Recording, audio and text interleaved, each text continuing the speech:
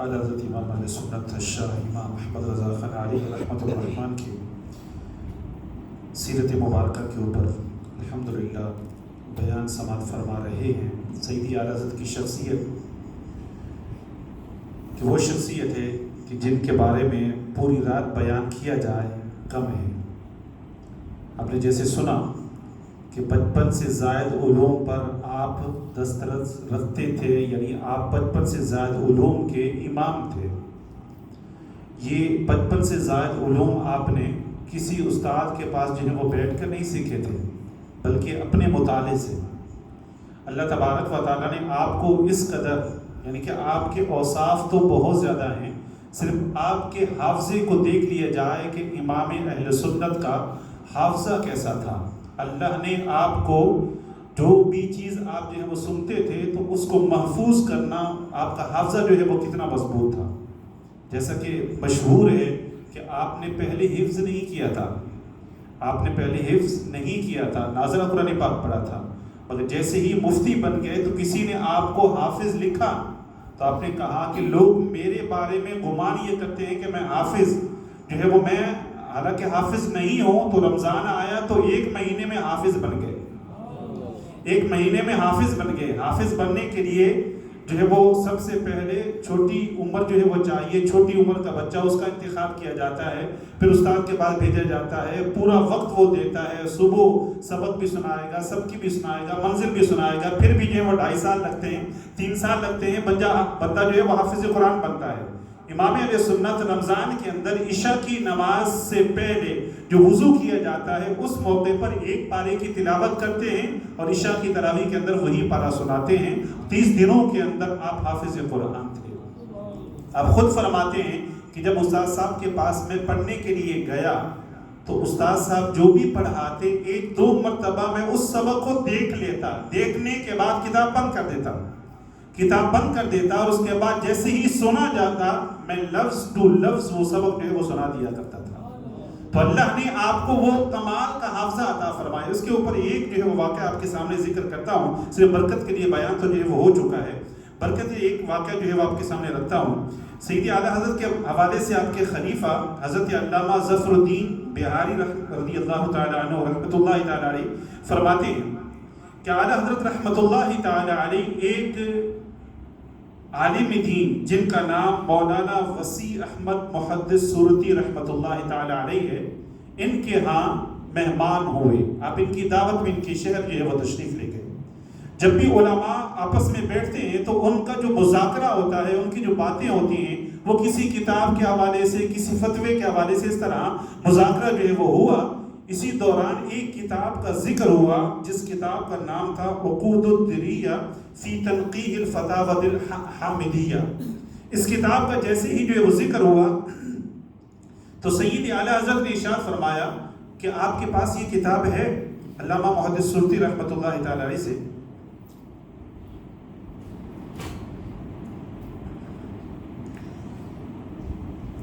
علامہ محدث سورتی رحمۃ اللہ تعالی علیہ سے آپ نے ارشاد فرمایا آپ کے پاس یہ کتاب ہے؟ انہوں نے کہا ہاں میری لائبریری کے اندر یہ کتاب موجود ہے۔ سیدی اعلیٰ حضرت کے پاس بھی کتابوں کا ایک بہت بڑا ذخیرہ آپ کے پاس جو ہے وہ موجود تھا، مگر اتفاقاً وہ کتاب آپ کے پاس موجود نہ تھی جس کتاب کا جو ہے وہ ذکر ہوا، اور یہ کتاب جو ہے وہ بڑی ضخیم یعنی کہ 2 جلدوں پر جو ہے وہ مشتمل تھی۔ آپ نے فرمایا کہ جیسے ہی میں یہ یہاں کا جو تبلیغی دورہ ہے یہ ختم کرنے کے بعد اپنے جو ہے وہ واپس جاؤں گا تو آپ اس کتاب کو میرے ساتھ روانہ کر دیجئے گا، میں وہاں جا کر اس کتاب کا مطالعہ کر لوں گا اور اس کے بعد جو ہے وہ روانہ کر دوں گا، واپس آپ کو جو ہے وہ بھیج دوں گا۔ تو دوسرے دن یا وہاں سے جیسے ہی آپ جانے لگے تو سیدی اعلیٰ حضرت کی بارگاہ میں وہ کتابیں پیش کی گئی۔ مولانا محدث سورتی رحمۃ اللہ تعالی علیہ نے ساتھ ساتھ میں یہ جو ہے وہ عرض کیا حضور میرے پاس کتابوں کی کمی ہے، جیسے ہی آپ مطالعہ فرما لیں تو اس کے بعد کتابیں واپس ضرور کر دیجیے گا۔ آپ نے فرمایا کہ انشاءاللہ۔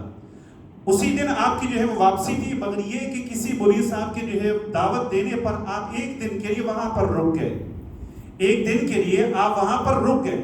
دوسرے دن جیسے ہی سامان باندھا گیا تو ان 2 کتابوں کو سائڈ پہ رکھا گیا، ان دو کتابوں کو ساتھ جانے کے لیے نہیں بلکہ سائڈ پہ رکھا گیا. تو آپ کا جو خادم تھا اس نے جو عرض کیا حضور یہ تو کتاب ساتھ میں جانی ہے. آپ نے ارشاد فرمایا نہیں. جیسے ہی اسٹیشن پر مولانا محدث سورتی رحمۃ اللہ تعالی علیہ تشریف لائے آپ نے وہ کتابیں انہیں پیش کی.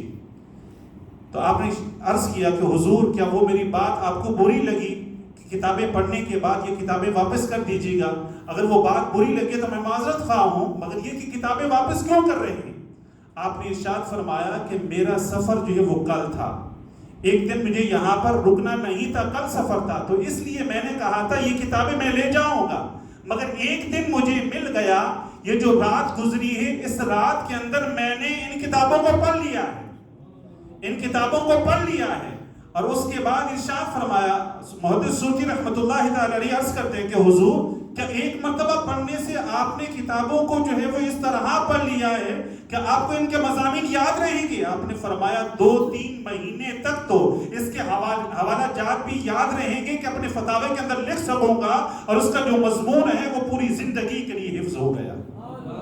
یہ ہے میرے آقا امام اہل سنت الشاہ امام احمد رضا خان علیہ رحمت الرحمن، جن کو اللہ تبارک و تعالی نے علم عطا فرمایا، ایسا علم کہ جن کا دشمن بھی اقرار کریں کہ واقعی جو آپ سے عداوت رکھنے والے ہیں، آپ کے خلاف بولنے والے، وہ بھی اس چیز کا اعتراف کرتے ہیں کہ سید اعلیٰ حضرت کو فقہ کے اوپر جو ہے وہ بصیرت حاصل تھی یا جو علم حاصل تھا وہ کسی اور کے پاس جو ہے وہ نہیں. آپ کے جو فتاوی جات ہیں ان فتاوی جات کا جو جوابات ہیں وہ ایسے نہیں کہ کسی نے سوال لکھا اور اس کا جواب جو ہے ہاں یا نہ کے اندر جو ہے آپ نے لکھ دیا ہو، بلکہ آپ سے